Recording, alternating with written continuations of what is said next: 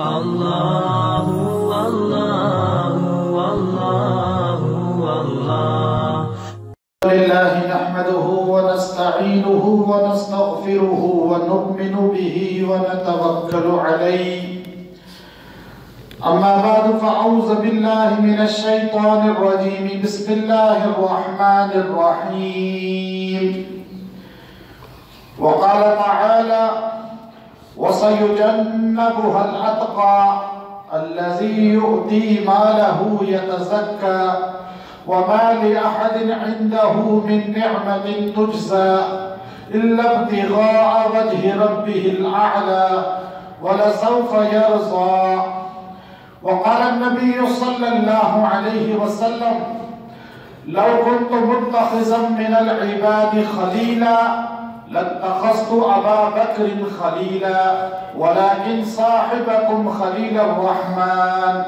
أو كما قال النبي صلى الله عليه وسلم. جمادی الثانی خلیفہ بلا فصل حضرت ابو بکر صدیق رضی اللہ تعالی عنہ کی شان و منقبت کی وجہ سے مشہور و معروف ہے. کیونکہ پچھلا جمعہ نبی صلی اللہ علیہ وسلم کے ان عظیم صحابی کی خلافت بلا فصل شان اور منقبت پر تھا. ابھی چونکہ اس ہفتے کے دوران اللہ نے انہی کی مدد کی وجہ سے دوبارہ روزہ رسول صلی اللہ علیہ وسلم پر حاضری کا شرف عطا کیا اور وہاں حاضری دی، تو اب ہمارا موضوع بن گیا شان ابو بکر صدیق ہو چکی، اب ہے شان صاحب مزار رسول اللہ صلی اللہ علیہ وسلم کہ ان کو اللہ نے یار غار بنایا، وہ شان بیان ہوئی. اب صاحب مزار بنایا، حضور کا ساتھی بنایا، مزار کے اندر روزہ رسول کے اندر قیامت تک انسان جب روزے پہ حاضری دے گا ابو بکر صدیق کو سلام پیش نہیں کرے گا، اس کے روزے کی حاضری قبول نہیں ہوگی. سیدنا ابو بکر صدیق اللہ کے اتنے قریب تھے. قرآن حکیم میں دو سورتیں ہیں، ایک سورۃ اللیل اور ایک سورۃ الضحیٰ. سورۃ اللیل کو مفسرین نے سورۃ الصدیق بھی کہا ہے. اس میں ابو بکر صدیق کی شان ایسے عجیب انداز میں ہے.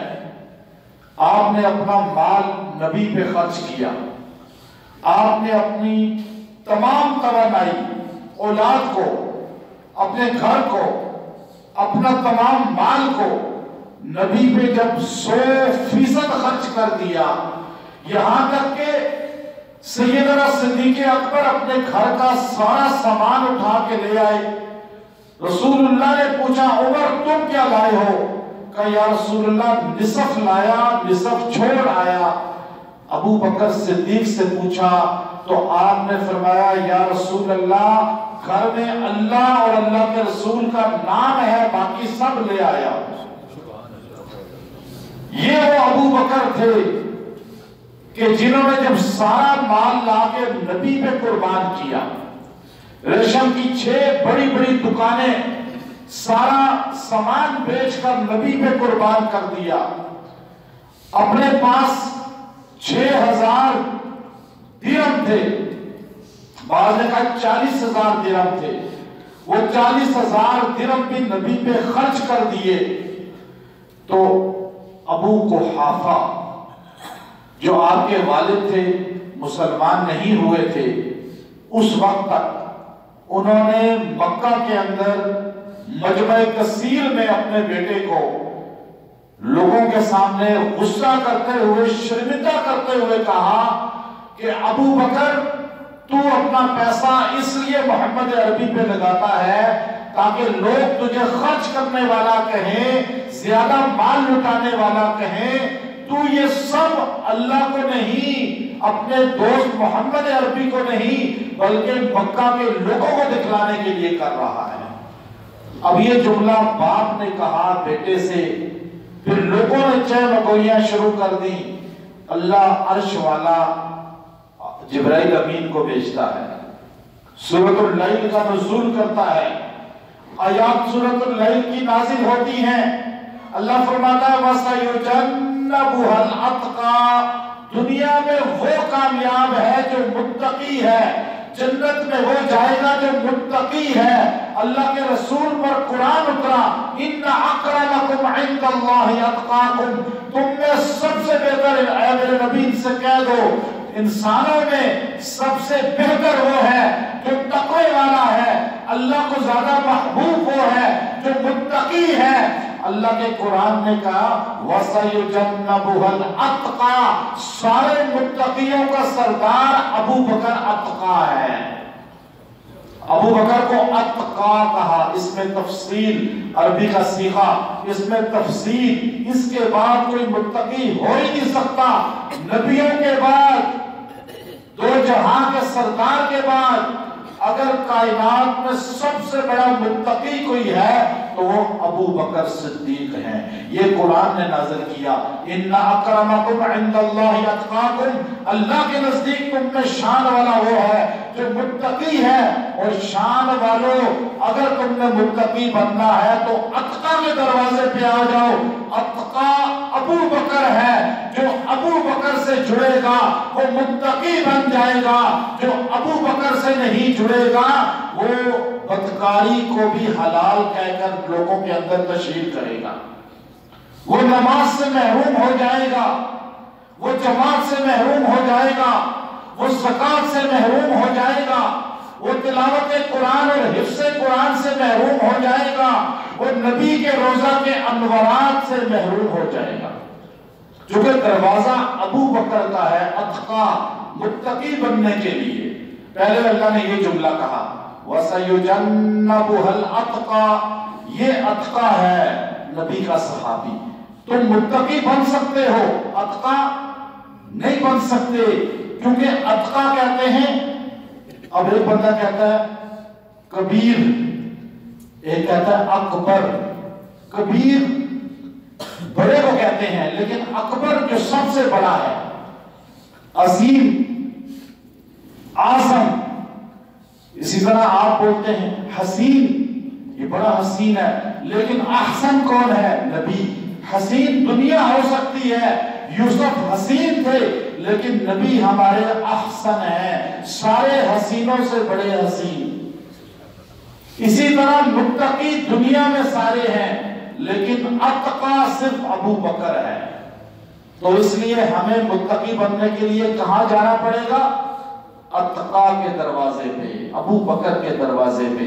फिर अल्लाह ने अगली बात कही, पहले तो बताया अबू बकर अत्का हैं, फिर अल्लाह ने कहा अल्लज़ी युअती मालहू यतज़क्का, ये जितना माल खर्च करते हैं ये सब अल्लाह के लिए करते हैं। अल्लाह खुद कह रहा है, बंदा किसी की गवाही नहीं दे रहा, नबी भी गवाही दे रहे उनकी। अल्लाह अर्श वाला, इल्मे गैब रखने वाला, वो कह रहा है अबू बकर जो खर्च करता है ये तज़किये के लिए करता है। इतना पैसा लगाया, कारोबार लगाया, औलाद सर्फ कर दी, किसके लिए? तज़किया के लिए। अल्लाह फैसला करते हुए इल्लब्तिगा वजहि रब्बिल आला, अबू बकर तो चाहते ये है कि सिर्फ अपने अल्लाह को राजी करें। जब अल्लाह खुद कह रहा है, मैं नहीं कह रहा, कोई आलिम नहीं कह रहा, कोई शेखुल हदीस नहीं कह रहा, कोई शेखुल तफसीर नहीं कह रहा, कोई सहाबी नहीं कह रहा, नबी खुद नहीं कह रहे, बल्कि अर्श वाला अल्लाह कह रहा है, जो दिलों के अलीमुन बिज़ातिस सुदूर, दिलों के भेद जानता है, वो अल्लाह कह रहा है अबू बकर जो खर्च करता है वो अल्लाह को राजी करने के लिए करता है। आज अगर कोई बंदा कहे कि अबू बकर नाउज़ बिल्लाह इसलिए मुसलमान हुए थे कि वो बादशाह को हासिल करें, इसलिए हुजूर के करीब आए थे कि वो बादशाह को हासिल करें, तो हम कहेंगे तू झूठा है, अल्लाह सच्चा है। अल्लाह कहे अबू बकर मेरे लिए खर्च करता है और तू कहे दिखलावे के लिए खर्च करता है, कहने वाले की निस्बत دکھلاوا کہنے والے کی نسبت مشرکین کے ساتھ ہوگی اور ابو بکر کی شان بیان کرنے والے کی نسبت اللہ کے ساتھ ہوگی. ایسا ہے یا نہیں؟ اچھا اگلی بات دیکھیں، یہ تو ابھی چند آیتوں کا مختصر ترجمہ بتا رہا ہوں. وہ اللہ کیا کہتا ہے؟ الا ابتغاء وجہ ربہ الاعلی. یہ ابو بکر کس کے لیے خرچ کرتا ہے؟ میرے لیے. اگلی جملہ جو کائنات میں اللہ نے کسی کے لیے نہیں بولا، نبیوں کے علاوہ کسی کے لیے نہیں بولا، وہ جملہ ابو بکر کی شان کو بتاتا ہے کہ آپ ہیں ہی خیر الخلائق بعد الانبیاء، آپ ہیں ہی کائنات میں نبیوں کے بعد سب سے افضل. ہم اس لیے مانتے ہیں کہ ہمارا قرآن کہتا ہے ہم اگر قرآن کی نہیں مانیں گے تو مسلمان نہیں رہیں گے، ابو بکر کو نہیں مانیں گے مسلمان نہیں رہیں گے. کیا کہا اللہ نے؟ وَلَسَوْفَ يَرْضَى. ابو بکر ان قریب آپ کا اللہ آپ سے راضی ہو جائے گا. ان قریب نہیں، سوفا جب اس پہ آتا ہے تو اس کا معنی ہوتا ہے یقیناً اللہ آپ سے راضی ہو گیا. حیرت کی بات ہے، ادھر صدیق سے کہا جا رہا ہے وَلَسَوْفَ يَرْضَى، آپ کا رب آپ سے راضی ہو گیا. اگلی ہے سورہ ضحیٰ، اللہ اپنے نبی سے کہہ رہا ہے وَلَسَوْفَ يُعْطِيكَ رَبُّكَ فَتَرْضَىٰ، میرے نبی اتنا تجھے دوں گا کہ تم مجھ سے راضی ہو جائے گا. اللہ صدیق سے راضی ہو گیا اور نبی اللہ سے راضی ہو گیا.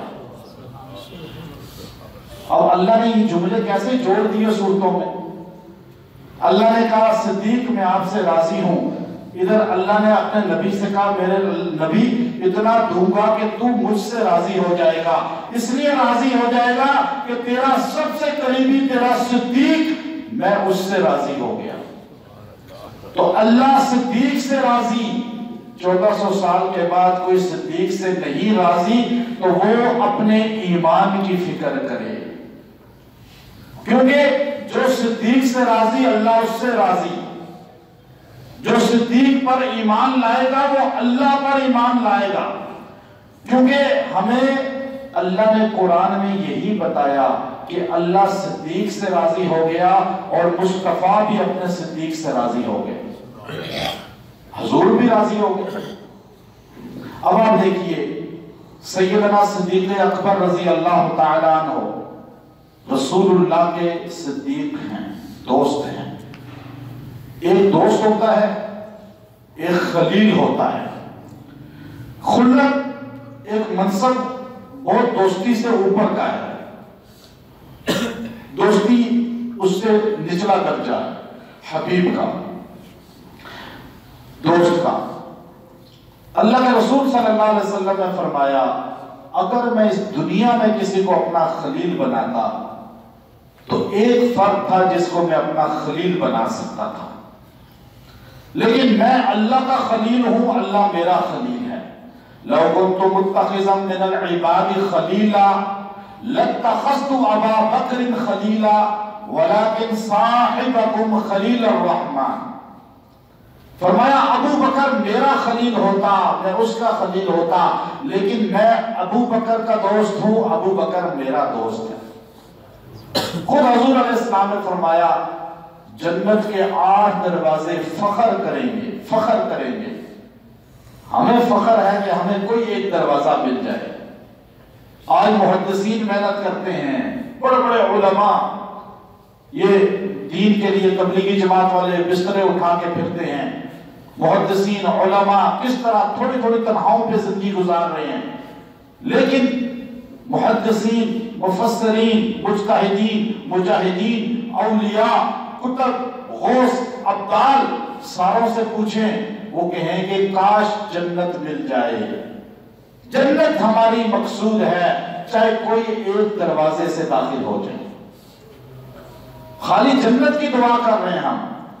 اور کائنات کے اندر ایک بندہ ایسا ہے جس کے بارے میں میرے نبی نے فرمایا جنت کے 8 دروازے آواز لگا کر کہیں گے اے ابو بکر ہم سے داخل ہو کر ہمیں شرف بخش دیں، ہمیں سعادت بخش دیں، تاکہ ہم دوسرے دروازوں پہ فخر کریں کہ ہم سے رسول اللہ کا دوست گزرا ہے.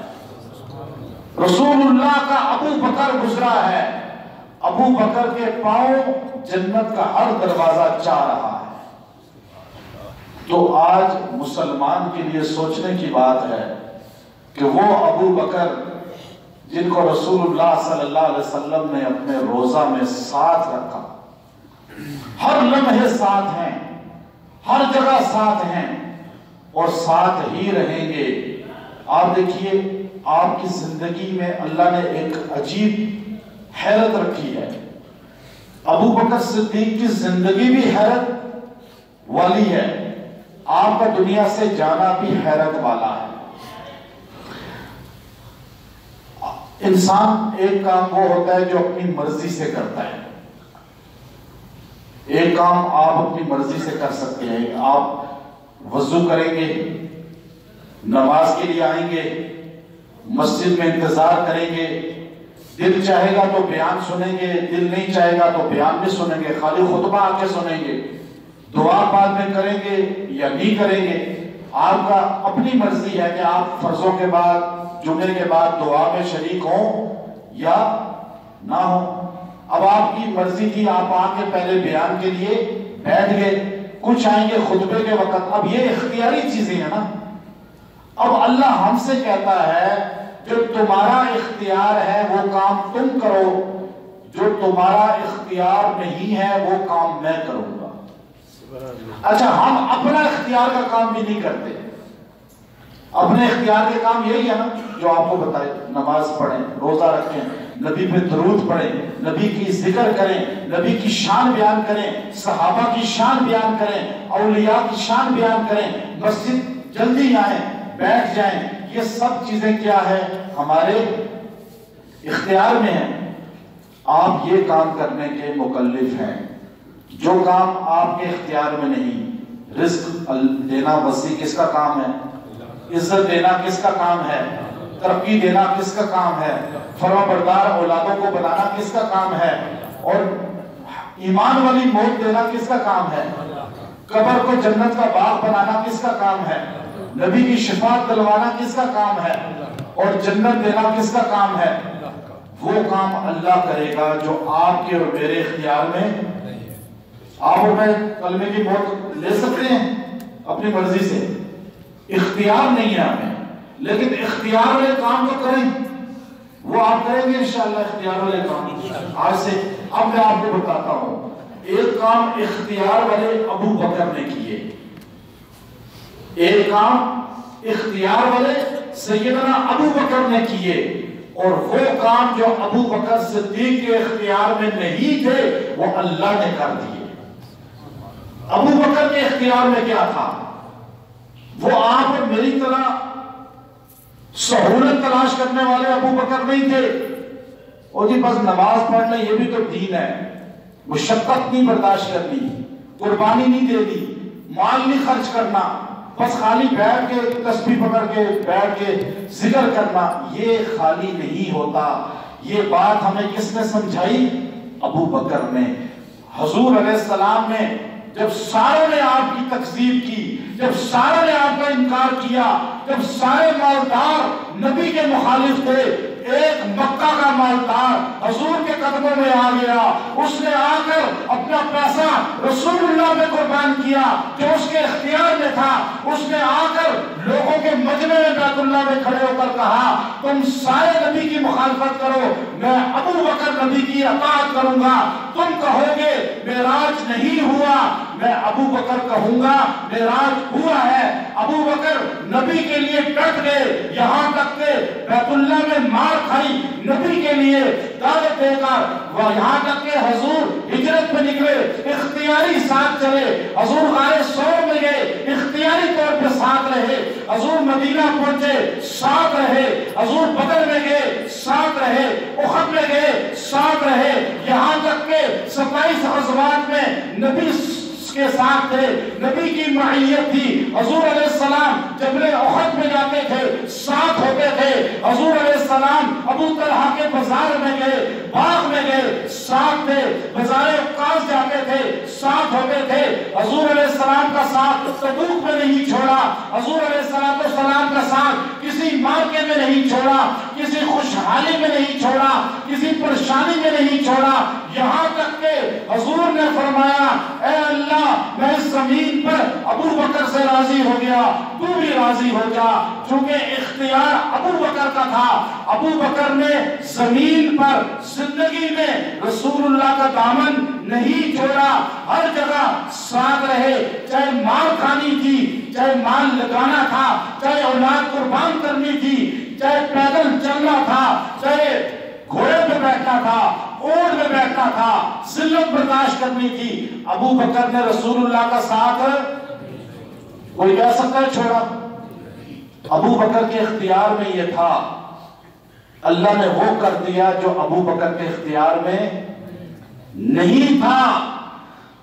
نبی اور صدیق اسی لیے کائنات میں مشہور ہو گئے، یار غار صاحب مزار، کہ ابو بکر کے لیے اللہ نے وہ اعزازات انعامات کی بارش کر دی۔ ابو بکر نے خود یہ کام کیے اختیاری، اللہ نے فرمایا ابو بکر اب میری طرف سے دیکھ، وہ کام کروں گا قیامت تک انسانیت حیران ہو جائے گی کہ اللہ نے ابو بکر کو کیا عطا کیا۔ نبی صلی اللہ علیہ وسلم 63 سال کی عمر میں اس دنیا سے رخصت ہوئے، ابو بکر بھی 63 سال کی عمر میں اس دنیا سے رخصت ہوئے۔ حضور علیہ السلام کا انتقال پیر کے دن ہوا، ابو بکر صدیق کا وصال بھی پیر کے دن ہوا۔ حضور علیہ السلام کو وصال سے 13 دن پہلے بخار سے آغاز ہوا، ابو بکر صدیق کو بھی بخار سے آغاز ہوا۔ حضور علیہ السلام نے آخری جملہ اللہم فی الرفیق الاعلی کہا، ابو بکر صدیق نے بھی آخری جملہ اللہم فی الرفیق الاعلی کہا۔ ابو بکر صدیق اور حضور کی مواصلت دیکھیں، حضور علیہ السلام کے سامنے آخری وقت میں پیالے میں پانی تھا، حضور پانی میں ہاتھ ڈالتے تھے، چہرے پہ ملتے تھے۔ ابو بکر صدیق کے سامنے بھی پیالے میں پانی تھا، ابو بکر پیالے میں ہاتھ ڈالتے تھے، چہرے پہ ملتے تھے۔ حضور علیہ السلام نے آخری عمل مسواک کا کیا، ابو بکر صدیق نے بھی آخری عمل مسواک کا کیا۔ حضور علیہ السلام کو مسواک لا کر دینے والے عبد الرحمن بن ابو بکر ہیں، ابو بکر صدیق کو بھی مسواک لا کر دینے والے ابو بکر بن عبد الرحمن بن ابو بکر ہیں۔ حضور علیہ السلام کو مسواک چبا کر دینے والی سیدہ عائشہ ہے، ابو بکر صدیق کو بھی مسواک چبا کر دینے والی سیدہ عائشہ ہے۔ حضور علیہ السلام اس دنیا سے رخصت ہوئے، حضور کا سر مبارک سیدہ کائنات عائشہ صدیقہ کی گود میں تھا۔ ابو بکر صدیق اس دنیا سے رخصت ہوئے، آپ کا سر مبارک اپنی بیٹی عائشہ صدیقہ کی گود میں تھا۔ حضور علیہ السلام کو انتقال سے 2 سال پہلے زہر دیا گیا، ابو بکر صدیق کو بھی انتقال سے 2 سال پہلے زہر دیا گیا۔ حضور علیہ السلام کو زہر دینے والی یہودیہ عورت تھی، ابو بکر صدیق کو بھی زہر دینے والی یہودیہ عورت تھی۔ حضور کے ساتھ 2 صحابی شہید تھے کھانے میں، ابو بکر کے ساتھ کھانے میں 2 صحابی شہید تھے۔ حضور کے ساتھ ایک صحابی کو اللہ نے اسی لمحے شہادت دے دی، حضور کو اللہ نے بچا لیا۔ ابو بکر صدیق کے ساتھ شہید صحابی کو اللہ نے شہادت دے دی، ابو بکر کو اللہ نے بچا لیا۔ حضور آخری لمحوں میں فرمایا کرتے تھے عائشہ اس زہر کی وجہ سے مجھے اندر آنکھیں کٹتی ہوئی محسوس ہو رہی ہیں، اس لیے امت نے کہا ہے نبی بھی شہادت کے مقام پر ہیں، زہر کے اثر کی وجہ سے آخری 13 دن آپ شدت میں رہے ہیں۔ ابو بکر صدیق بھی آخری لمحات میں اپنی بیٹی عائشہ سے فرماتے تھے عائشہ مجھے ایسے لگتا ہے میری آنکھیاں کٹ رہی ہیں، اور اسی لیے امت نے کہا ابو بکر بھی شہید ہیں۔ ابو بکر صدیق اور نبی کی مماثلت دیکھیں، حضور کا ایک نواسا کربلا میں شہید کیا گیا، یہاں ابو بکر صدیق کا نواسا مکہ میں شہید عبداللہ بن زبیر کیا گیا۔ حسین ابن علی کا سر کاٹا گیا، عبداللہ ابن زبیر کا سر کاٹا گیا۔ حضور علیہ السلام کے نواسے حسین کے سر کا کسی کو نہیں پتا کہاں دفن ہے، قبر کا نہیں پتا کہاں اصل ہے، اسی طرح ابو بکر صدیق کے نواسے کی قبر کا نہیں پتا، سر کا نہیں پتا، حسین کا سر لٹکایا گیا، عبداللہ ابن زبیر کا سر لٹکایا گیا، حضور علیہ السلام آخری لمحے میں جس چارپائی پر لیٹے ہوئے تھے اسی پر آپ کا جسم رکھا گیا، ابو بکر صدیق کا جسم بھی اسی چارپائی پہ رکھا گیا، جس جگہ آپ علیہ السلام کی قبر کھودی گئی اسی جگہ حضرت ابو بکر صدیق کی قبر کھودی گئی۔ حضور کی قبر کھودنے کے لیے ابو طلحہ انصاری آئے، ابو بکر صدیق کی قبر کھودنے کے لیے ابو طلحہ انصاری آئے، حضور کی بغلی قبر کھودی گئی، ابو بکر صدیق کی بغلی قبر کھودی گئی، حضور کی قبر پہ مٹی آخر میں بلال حبشی نے ڈالی اور پانی کا چھڑکاؤ کیا، ابو بکر صدیق کی قبر پہ بھی پانی کا چھڑکاؤ بلال حبشی نے کیا۔ حضور علیہ السلام کی قبر کو جنت کا باغ کہا گیا، ابو بکر صدیق کی قبر کو بھی جنت کا باغ کہا گیا۔ حضور نے فرمایا میں قبر سے نکلوں گا، میرے دائیں ہاتھ ابو بکر کے ہاتھ میں ہوگا، جہاں سے رسول اللہ اٹھیں گے وہیں سے ابو بکر اٹھیں گے، جہاں رسول اللہ جائیں گے وہیں ابو بکر جائیں گے۔ حضور حوض کوثر پہ کھڑے ہوں گے، ابو بکر حوض کوثر پہ کھڑے ہوں گے، حضور ساروں کو جام پلائیں گے، ابو بکر بھی ساروں کو جام پلائیں گے، حضور کے لیے جنت کھولی جائے گی، ابو بکر کے لیے بھی جنت کھولی جائے گی۔ حضور جس جنت میں داخل ہوں گے ابو بکر بھی اسی جنت میں داخل ہو جائیں گے۔ یہ غیر اختیاری ہے یا نہیں؟ یہ کوئی انسان کر سکتا ہے خود؟ اب مجھے بتائیں ابو بکر صدیق کی شان صرف ایمان والے کو سمجھ آتی ہے، صرف ایمان والے کو۔ میں نے کتاب مشہور ہے اصول کافی، اہل سنت کی نہیں ہے، میرے پاس موجود ہے 8 جلدوں میں، عربی میں ہے۔ اس کا مطالعہ کرتے کرتے میں اس جگہ پہنچ کے حیران رہ گیا، ان لوگوں کے لیے بھی جو شان ابو بکر سے ناآشنا ہیں۔ میں اہل سنت کی کتاب کا ریفرنس نہیں دے رہا، ورنہ میں دے سکتا ہوں، بڑی کتابیں الحمدللہ اس موضوع پہ میرے پاس ہیں، لیکن میں اس کتاب کا حوالہ دے کے بتا رہا ہوں۔ حوالہ بھی میرے پاس، اصل کتاب 8 جلدوں میں لکھا کیا ہے، جب سیدنا ابو بکر صدیق کا انتقال ہوا آپ نے اپنے بیٹے عبد الرحمن سے کہا بیٹا میری خواہش ہے کہ مجھے رسول اللہ صلی اللہ علیہ وسلم کے ساتھ دفن کیا جائے، لیکن خواہش ہوتی ہے، کیا پتا اہل بیت اس کو پسند نہ کریں، تو آپ خالی اتنا کر لینا، ایک تو اجازت لے لینا ان سے، اور اجازت نبی سے بھی لینا، میری نبی سے جا کے اجازت لینا۔ کیسے؟ کہ آپ نے حضور کی قبر مبارک کے دروازے کو اندر سے کنڈی لگا دینی ہے، اور دروازے کو کنڈی لگا کے قبر پہ کھڑے ہو کے اعلان کرنا ہے یا رسول اللہ یا نبی اللہ، آپ کے صدیق آپ کے پاس دفن ہونا چاہتے ہیں، اجازت مرحمت فرمائیں۔ اصول کافی، محمد بن یعقوب الکلینی مورخ، اور اس مذہب کی اتنی بڑی کتاب ہے جس طرح ہمارے نزدیک بخاری شریف ہے۔ میں آپ کو کوئی چھوٹا ریفرنس نہیں دے رہا۔ عبد الرحمن بن ابو بکر جا کے روزہ اطہر پہ کھڑے ہو گئے، کنڈی اندر سے لگا دی اور صدا لگائی یا رسول اللہ آپ کے صدیق آپ کے پاس حاضر ہونا چاہتے ہیں، آپ کی میت چارپائی پر ہے، آپ چارپائی پہ لیٹے ہوئے ہیں اور چارپائی باہر رکھی ہوئی ہے، اور صدا لگا رہے عبد الرحمن بن ابو بکر، تو ایک دم کنڈی خود ہلی، دروازہ خود کھلا، اور دروازہ کھلنے کے ساتھ ساتھ روزہ اطہر سے ایک صدا آئی، ادخل الحبیب الی الحبیب، دوست کو دوست کے پاس لے آؤ۔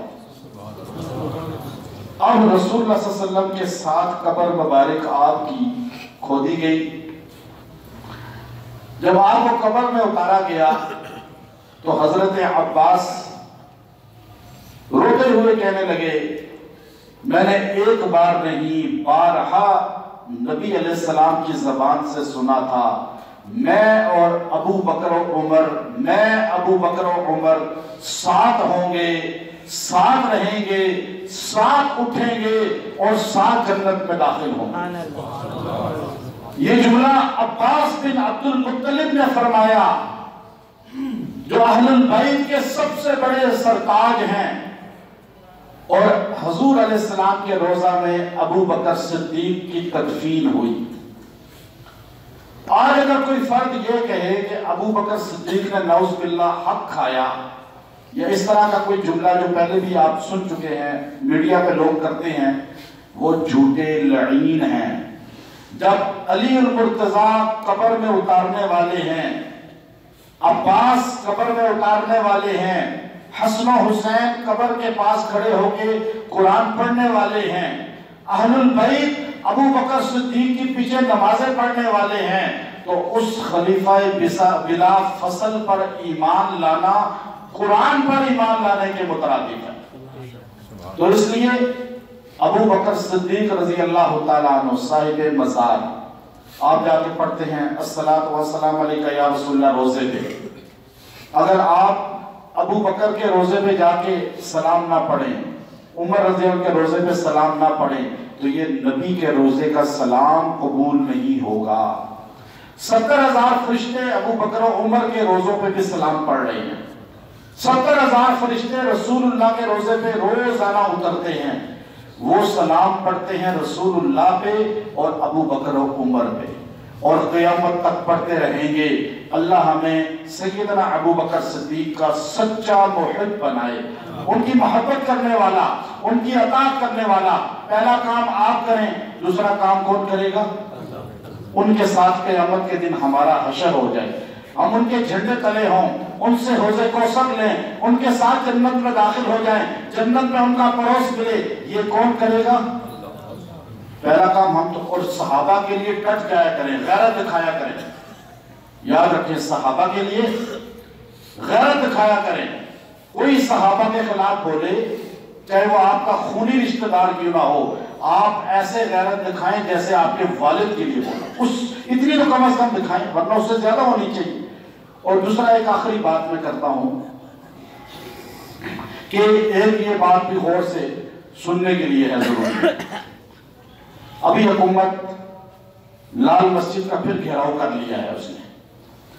ہمارے لوگ آنسو بہانے کے بڑے ماہر ہیں، سانے کے بعد تو روتے ہیں، پھر سینہ کوبی بھی کرتے ہیں بعض لوگ، کیونکہ یہ امت آنسو بہانے والی ہے، رونے والی ہے، ماتم کرنے والی ہے، کچھ کرنے والی نہیں ہے۔ ابھی سارے سم بکمن عمیون ہیں، ایک بھی نہیں بول رہا۔ علماء بھی خاموش ہیں، عوام بھی خاموش ہے، تاجر بھی خاموش ہیں، وکیل بھی خاموش ہیں، ڈاکٹر بھی خاموش ہیں، میڈیا بھی خاموش ہے۔ لیکن ہوگا، یہی سارے ماتم کریں گے جب وہ سارے شہید ہو جائیں گے۔ ہم ان کی شہادت کا انتظار کرتے رہتے ہیں نا، کہ شہید کوئی ہو تاکہ ہمیں کوئی ملے۔ یاد رکھیں لال مسجد والوں کا کوئی قصور نہیں ہے، ایک قصور ہے کہ ان کو جامعہ افسہ کی جگہ دی H11 میں 20 کنال، لیکن جب انہوں نے تعمیر شروع کی تو حکومت کو پتہ چلا یہ تو بہت بڑی جگہ بن گئی ہے، انہوں نے وہ واپس لے لی۔ 3-4 کروڑ لگایا انہوں نے، اور حکومت نے واپس لے لیا۔